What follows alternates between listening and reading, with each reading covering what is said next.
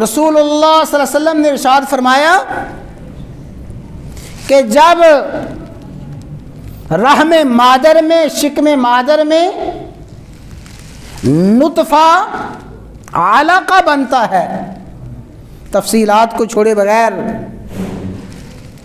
جب نطفہ، انسانی نطفہ علقہ منجمد خون بنتا ہے اور وہ علقہ مضغہ بن جاتا ہے، گوشت کا لوتھڑا، گوشت کا ٹکڑا بنتا ہے، جو ہی گوشت کا ٹکڑا بنتا ہے یبعث اللہ ملکا، اللہ تعالیٰ ایک فرشتے کو حکم دیتا ہے،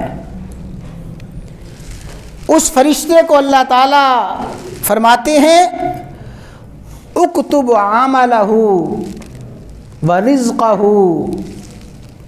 واجلہ وشقی او سعید۔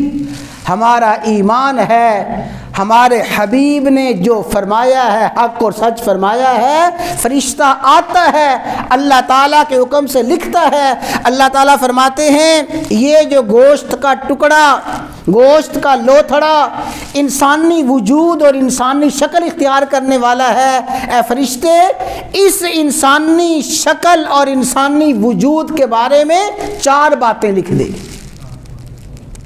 ابھی وہ مضغہ ہے، گوشت کا ٹکڑا لوتھڑا ہے، اللہ تعالیٰ کے حکم سے فرشتہ اس کے متعلق کتنی باتیں لکھتا ہے؟